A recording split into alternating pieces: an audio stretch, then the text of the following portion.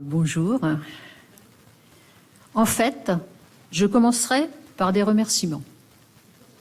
Nous sommes ici aujourd'hui parce qu'il y a eu une véritable rencontre avec les deux doyens successifs de la faculté de médecine. Il faut rappeler que créer une université en 2010, c'était pas évident, c'était à peine recevable. Ce qui a permis cela, c'est un grand respect mutuel et une forme d'affection professionnelle. Merci Serge, merci Bruno. Je tiens aussi à remercier Pascal Andrieux de Malakoff Humanis d'être là, à nos côtés, et de soutenir ce projet. Je remercie la vie, je remercie le vivant. Surtout, je vous remercie, vous toutes et tous, qui êtes là aujourd'hui, car on oublie trop souvent que ce qui compte dans une vie, ce sont celles et ceux qui sont là. Je veux parler des différents univers qui constituent notre quotidien, les personnes avec qui l'on vit, les personnes avec qui l'on travaille, les personnes avec qui l'on parle, on pense, on agit, les personnes dont on dépend, les personnes qui portent les institutions dans lesquelles on intervient, et aussi les personnes qui sont loin, qui ont disparu, mais qui sont présentes en nous, et les autrices, les auteurs, les textes, les concepts, les structures, y compris psychiques, qui organisent notre espace cognitif, affectif, social et politique.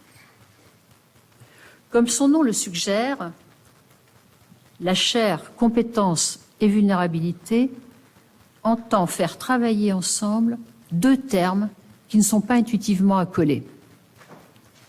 Ils sont au fondement des politiques publiques qui, parfois, en survalorisant les compétences des uns, vulnérabilisent les compétences des autres en les disqualifiant.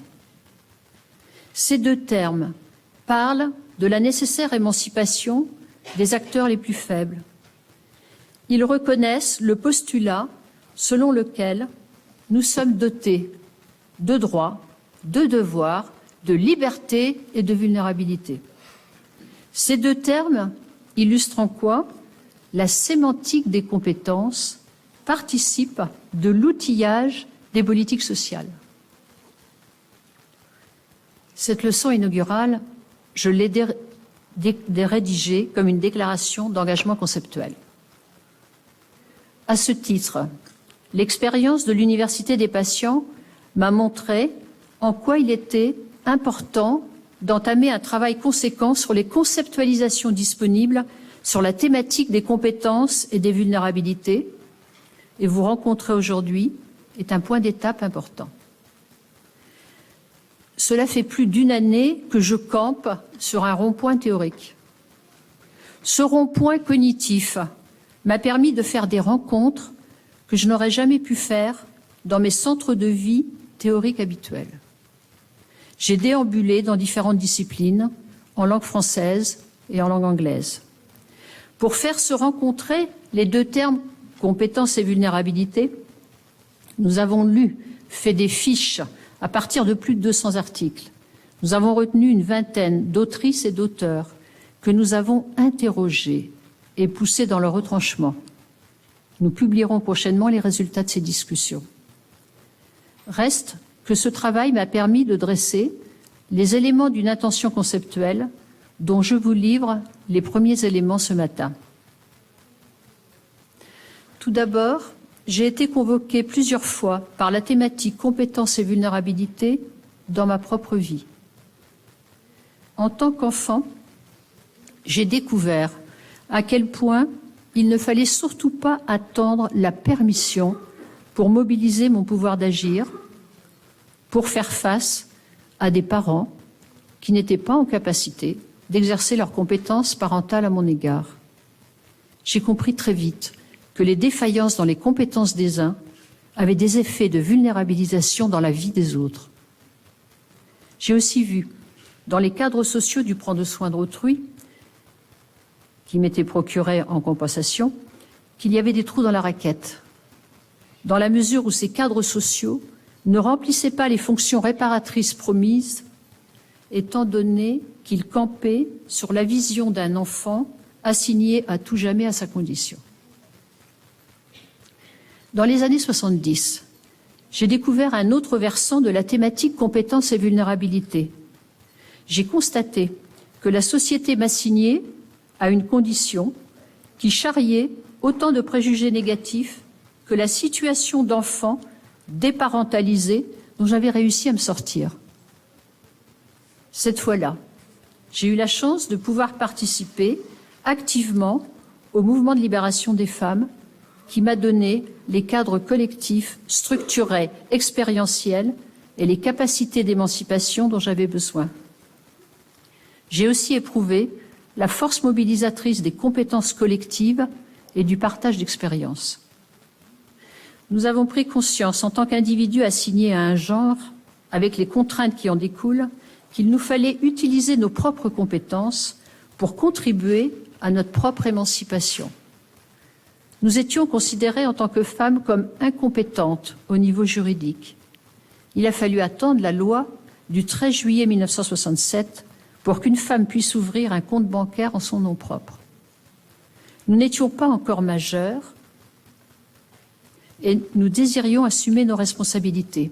Une de celles-ci concernait nos compétences à la gestation. Celles-ci dépendaient des différents types d'usage de nos corps. J'ai alors découvert en quoi les compétences premières peuvent être des composantes de vulnérabilité à cause du traitement social qui en est fait. Il nous fallait acquérir sur le tas, et grâce au partage d'expériences, des compétences relatives à l'usage sexuel de nos corps et à l'usage sexuel de nos corps par autrui. Il fallait accepter de s'engager dans des activités de désapprentissage. Il fallait désinstitutionnaliser les scripts sexuels et amoureux des générations antérieures et entamer une réflexion sur le traitement historique des compétences des femmes à porter l'avenir du monde. Il fallait aussi dire en 1968, ne nous libérez pas, on s'en charge, à nos camarades militants. Nos luttes comportaient de nombreuses composantes de travail sur soi, qui se sont révélées être des outils thérapeutiques potentiels pour l'ensemble de la société. Parfois, dans la vie, on peut être amené à exercer des compétences qui se retournent ensuite contre soi. Il existe donc des dilemmes moraux dans le champ de l'exercice de nos compétences. Par exemple, on peut, dans certaines situations, apprendre à se taire, apprendre à mentir pour se protéger ou protéger ses enfants. Nous disposons donc de compétences vulnérabilisantes pour nous-mêmes. Par ailleurs, l'attention aux autres ne présuppose pas a priori un attachement ou un engagement envers autrui. Cette attention peut être de l'ordre d'une contrainte. De même, se soucier des autres peut être une compétence d'alerte, permettant d'anticiper leur comportement de violence à notre égard. Développer une attention à autrui fait aussi partie des gestes d'autodéfense mobilisés par les personnes en situation de danger. Dans les années 80, après, vous inquiétez pas, ça s'arrête. On parle plus. Dans les années 80, donc 10 ans plus tard, j'ai été confrontée à une brutale et soudaine vulnérabilité des vies engendrées par le sida. Il fallait lutter contre deux épidémies à la fois, celle causée par le virus et celle causée par les réactions psychosociales à la première, qui s'exprimaient violemment par une haute stigmatisation, des discriminations et un déni de soins, un déni des droits de la personne, une absence de compassion sociale à l'égard des malades. J'ai vu aussi comment la vulnérabilité pouvait être une force mobilisatrice quand elle prenait la forme d'un engagement collectif puissant. Les malades du sida, dans les années 80, ont appris une chose, c'est qu'il ne fallait pas trop compter sur le gouvernement pour leur protection. Alors, comme réponse, c'est bien, il manque une page, c'est parfait. Comme réponse, si personne ne pouvait les protéger, ils allaient déployer, mobiliser, inventer des compétences pour se protéger eux-mêmes. Ils ont magistralement démontré qu'on pouvait à la fois pratiquer l'accompagnement et la résistance. Les malades du sida ont démontré leur capacité à transformer leur humiliation en résistance et leur stigmatisation en outil et en force. Ils ont de fait transformé leur vulnérabilité individuelle en compétence collective. Nos années d'expérience aux côtés des malades, sur le terrain, mais aussi en tant que chercheurs, chercheuses, au sein d'une académie faisant dialoguer facultés de médecine et de sciences sociales, nous ont convaincus de l'extrême importance de créer des dispositifs de soins et d'accompagnement qui protègent les personnes en situation de vulnérabilité du risque de survulnérabilisation de leurs conditions. Prenons un exemple dans les parcours de soins. Il y a des moments de vulnérabilisation contre-intuitifs, comme les moments d'annonce, de rémission et de guérison. En effet, quand la pathologie et les symptômes reculent, on déclare l'arrêt des combats et on range les armes. Au niveau anthropologique, on oublie que l'allongement de la durée de la vie, l'annonce d'une rémission ou d'une guérison génère des incertitudes qu'aucune institution ne sait réduire à ce jour. Le sujet est encore tout tremblant quand il s'en sort guéri, mais pas rétabli. Cela se passe au moment où tous les dispositifs d'accompagnement s'effondrent et aussi au moment où le soin devient surveillance. La personne malade découvre que certains se sont fait du souci pour elle, alors que d'autres ont fait de sa condition médicale leur souci et, ce faisant, l'ont placardisé en guise de retour au travail. Une personne sur 3 en situation d'avoir repris son travail dans le cadre d'un cancer de très bon pronostic n'occupe plus ou a quitté son emploi 2 ans après son retour. En 2020, le baromètre sur la perception des discriminations dans l'emploi montre que 23% des personnes en activité professionnelle déclarent avoir subi une discrimination ou un harcèlement discriminatoire en lien avec leur apparence physique pour 40%, en lien avec la santé pour 30% d'entre eux. Alors, certaines vulnérabilités sont-elles réversibles? Oui, mais il faut retrousser nos manches et nous mettre au travail. Dans le monde médical, en intégrant les différentes dimensions du rétablissement dans le parcours de soins, et dans le monde du travail. Il faut ensemble s'engager à ce que, lorsqu'une personne survit, on fasse attention à ce qu'elle soit accompagnée dans le dernier kilomètre qui lui reste à franchir. Dans les pays occidentaux, on assiste, grâce aux progrès technologiques et thérapeutiques, à un potentiel de réparation, de survie, de guérison de plus en plus étendu et à de nouveaux modes de gestion des vulnérabilités causés par des maladies, des épidémies, des accidents et des désastres. Ces modes de traitement des ruptures de vie inattendues, de la maladie, de l'accident, consistent en des interventions délivrées sous une forme intensive qui visent la rémission symptomatique, la rémission fonctionnelle, voire la guérison ou le retour à une santé optimale, laissant le sujet seul face à une grande inconnue, le rétablissement, la reconstruction, la réorientation de son parcours de vie. C'est dans les différentes composantes du rétablissement qu'on découvre que, par exemple, la personne ne peut plus ou ne désire plus exercer le métier dans les mêmes conditions qu'avant sa mise en danger. On découvre aussi des volontés et des désirs de modifier sa condition, son rapport au monde, d'exercer des compétences qu'elle découvre, voire des désirs d'exercer différemment son pouvoir d'agir sur soi et sur son environnement. Par ailleurs, on observe que face aux épreuves dans les parcours de vie, les dispositifs de prise en charge ou d'accompagnement individuel sont insuffisants, alors même que les mouvements des malades, des pairs aidants, les communautés d'expérience fondées sur un certain mode de circulation de savoir expérientiel se sont révélés des dispositifs de rétablissement puissants et les meilleurs outils pour réduire la discrimination, le mépris, le sentiment d'injustice et leur corollaire, la perte du pouvoir d'agir. être guéri ou stabilisé, survivre à une maladie, à une épidémie, ne suffit pas si on ne compte plus, si on est mis au placard, si on a perdu sa dignité, si on se sent humilié, discriminé, si on n'arrive pas à prendre ou reprendre sa place parmi les indemnes.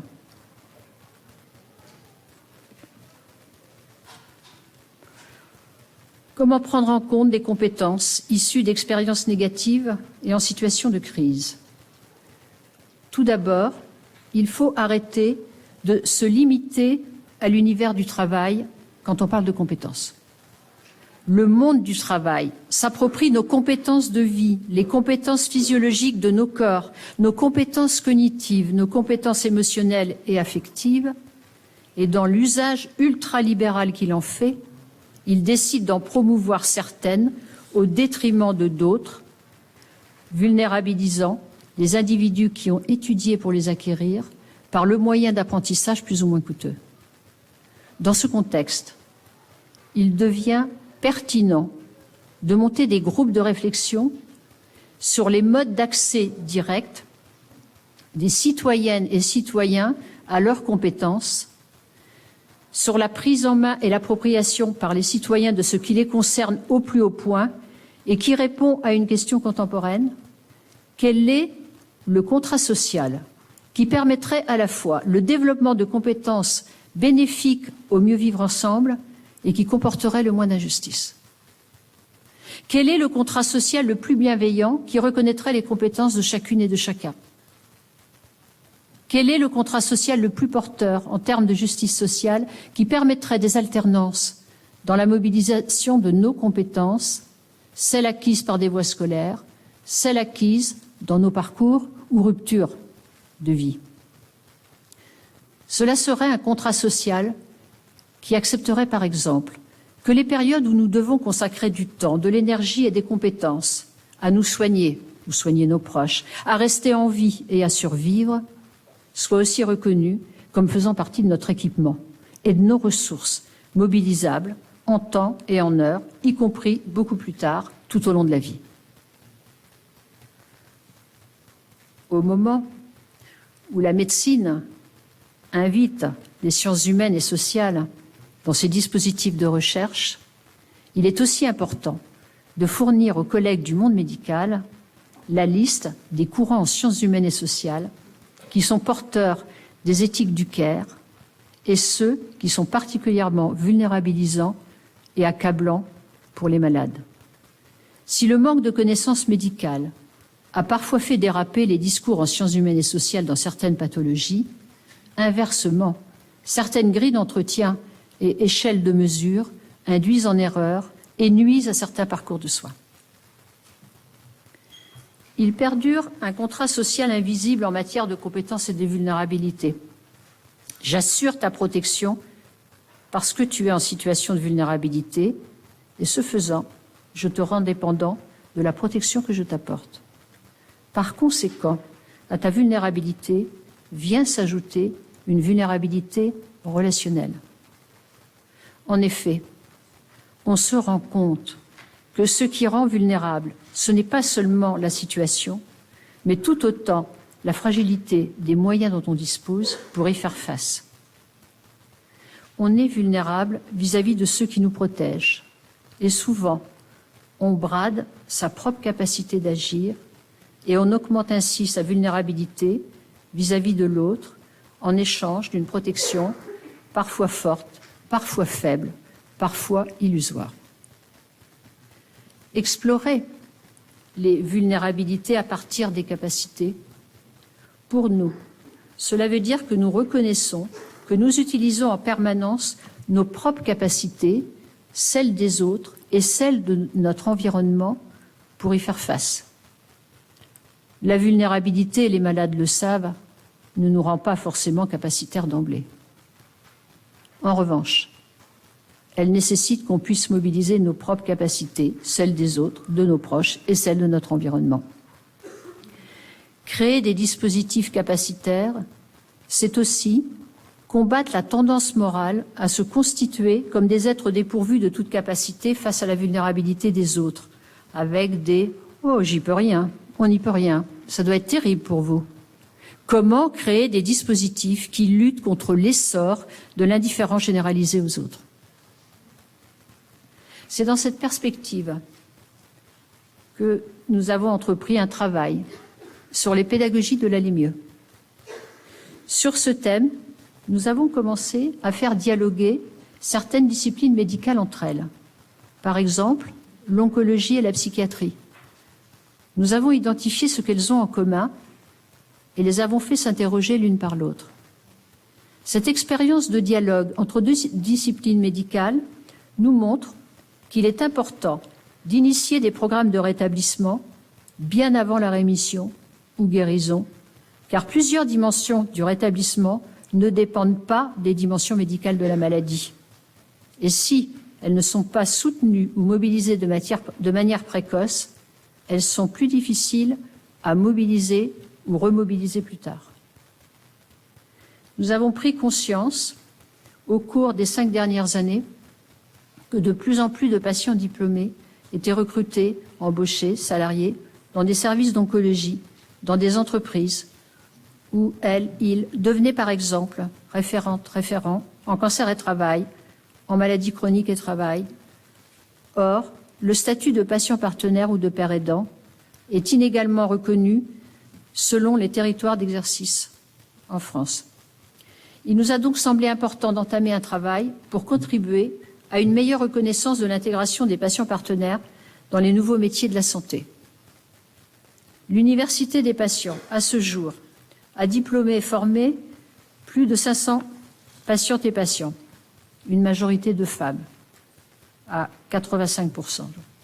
Elle a accompagné l'implantation de plus de 30 patientes partenaires dans des services de soins, notamment en oncologie, et aussi dans des entreprises ou dans des services de la fonction publique, comme la police, les agences de l'emploi, les services territoriaux, l'éducation nationale. C'est en observant l'impact de la diplomation et de la formation des malades que l'idée nous est venue de faire un pas de plus avec le projet de création d'un centre de bilan d'expérience et de compétences labellisé compétences et vulnérabilité que je présenterai tout à l'heure. En nous appuyant sur plusieurs traditions, dans l'histoire des mouvements de lutte et d'émancipation, on peut voir comment, au lieu de prendre de la distance par rapport à sa condition, il est parfois important de s'en saisir pour transformer ses échecs en instruments pour la lutte, pour transformer des expériences douloureuses en combats collectifs, pour transformer sa honte en fierté. La chaire, compétences et vulnérabilité, comme déjà l'Université des patients, s'inscrit délibérément dans cette démarche. Étant donné le caractère discriminant du traitement social, voire sociétal des compétences, nous considérons qu'un des objectifs de la chaire, à savoir le retournement des vulnérabilités, constitue un enjeu social majeur. Nous nous attacherons donc à voir comment lutter contre le monopole des compétences des uns dans la gestion des situations de vulnérabilité des autres. Nous travaillons à l'élaboration d'une liste d'indicateurs et une cartographie des moments et des situations de vulnérabilité au cours des parcours de soins au regard des parcours de vie. La chaire s'engage dans la promotion des potentiels et des possibilités humaines et sociales tout au long de la vie, en remettant en question le modèle général des parcours de vie et des politiques sociales qui l'accompagnent. Il est crucial d'inclure les savoirs expérientiels liés à des parcours de vie vulnérabilisants qui sont précieux et représentent une autre forme d'expertise qu'il est urgent d'intégrer pour créer une société où tout le monde compte, où personne n'est méprisé, humilié, mis de côté, disqualifié parce qu'elle, parce qu'il est ou a été malade. La chaire s'engage dans la conception de centres de bilan de compétences sensibles aux vulnérabilités, ouverts aux personnes qui désirent disposer de bilans d'expérience et de compétences, prenant en compte leur épreuve de santé, avant d'exercer à nouveau leur plein pouvoir d'agir sur le monde et leur environnement. Ce bilan pourrait participer à la réversibilité des vulnérabilités, non pas seulement pour celles et ceux qui veulent se professionnaliser autrement, mais aussi pour celles et ceux qui désirent réussir leur maintien et le retour au travail, où de fait, ils ne se sentent pas forcément attendus ou accueillis à bras ouverts. Nous allons construire des outils prenant en compte les apprentissages et les expériences de vie en situation de vulnérabilité qui, habituellement, sont des expériences qu'on demande aux travailleurs de cacher dans leur CV. Il s'agira donc d'une forme de VVAE, valorisation et validation des acquis de l'expérience. Nous proposerons une révision des outils utilisés dans les VAE pour concevoir et construire des outils plus inclusifs, plus malléables, plus adaptés et évolutifs en fonction des parcours et des épreuves de vie. Les outils actuels de référence sont fondés sur un concept de compétence socialement attendu à une époque et dans un contexte culturel donné. Dans la même philosophie que celle ayant mené à l'Université des patients, notre objectif est de mettre des dispositifs en place avec des personnes concernées pour que des expérimentations concrètes puissent alimenter aussi la recherche et notamment permettre des mesures d'impact.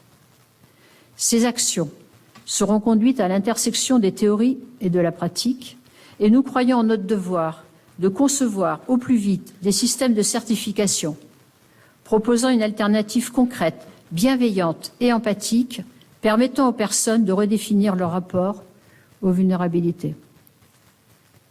Pour y parvenir, nous allons déposer des demandes de certification professionnelle pour sécuriser et préserver la liberté pour toute personne de choisir, à l'issue d'une maladie, son avenir professionnel, en nous appuyant sur la loi de 2019 qui s'engage à faciliter les procédures de réorientation professionnelle à tout moment, en fonction des épreuves de vie qui, de fait, engagent un autre rapport au travail, voire ouvrent de nouvelles perspectives en termes de désirs et de projets.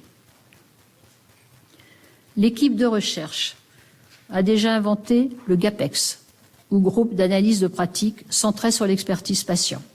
Ce programme, conçu par deux chercheuses universitaires de la chaire, Lénis Pereira Paolo et Marie-Paul Vanier, propose aux étudiants un espace dédié à la mutualisation et au renforcement de leurs compétences de patients experts, de patients partenaires, de patients formateurs, de patients chercheurs. Ces GAPEX sont animés par des pairs, patients diplômés et formés à l'animation par l'Université des patients. Ils seront ouverts prochainement aux soignants qui travaillent ou désirent travailler avec des patients partenaires et à tous les étudiants de l'Université des patients. Un autre axe conceptuel consistera à faire l'hypothèse que si on introduit la question du genre dans les bilans de compétences, on obtient un gisement de compétences supérieur à celle identifiée par la littérature existante dans le domaine et mobilisable pour une société plus égalitaire. En effet, jusqu'alors, les sciences humaines et sociales ne se sont pas intéressées à la distinction homme-femme dans la définition des socles de compétences et dans les concepts pour penser les formes de vie, le travail et les épreuves de santé. Cette chaire académique est aussi une chaire hors les murs, fonctionnant comme un service ambulatoire. Nous aimerions penser la mobilité de la chaire comme équivalente à celle d'un food truck. En effet, comment penser en circuit court du producteur à l'usager des connaissances? Cette chaire proposera du conseil, de la stratégie. Elle travaillera en coopération avec d'autres chaires au niveau national et international, et nous avons des conventions en cours. Elle travaille déjà avec la chaire de Cynthia Fleury, Humanité et Santé. Nos deux chaires, fondées sur deux innovations sociothérapeutiques françaises, essayent de déployer le French Care au niveau international. Il s'agira de développer des enseignements dans des domaines nouveaux et d'enseigner le savoir en train de se faire, voire de créer un fonds académique de type Patient Studies, comme nous l'avons initié dans le Covid long et aussi dans nos récents travaux sur genre et oncologie. Il s'agit de montrer à quel point les patients sont décideurs deux fois. Une fois parce qu'ils sont concernés et une deuxième fois parce que les patients sont des citoyennes et des citoyens qui décident.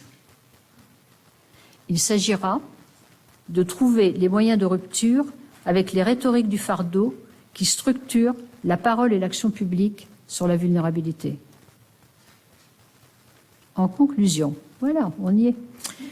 Nous conclurons en rappelant qu'en termes de choix théoriques, nous avons choisi d'éviter les théories et les concepts défensifs, les théories qui prônent la mise à distance du monde sensible, les théories qui parlent abstraitement d'un autrui non situé, non genré. Nous avons décidé de choisir les courants théoriques et les philosophies dont l'objet, c'est la vie ordinaire. Et nous en avons déjà identifié quelques-uns, dont un dans la salle, Sandra Ledier. Il est important de rappeler que les innovations illustrent la primauté des besoins sur les droits, au sens où les droits naissent des besoins qui ne peuvent pas forcément tous être prédéfinis.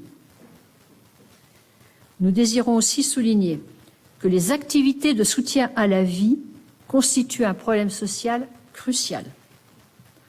Enfin, je terminerai en reprenant à mon compte le conseil de Shirley Chisholm en termes de plaidoyer. S'il ne vous donne pas de place à table, apportez une chaise pliante. Je vous remercie.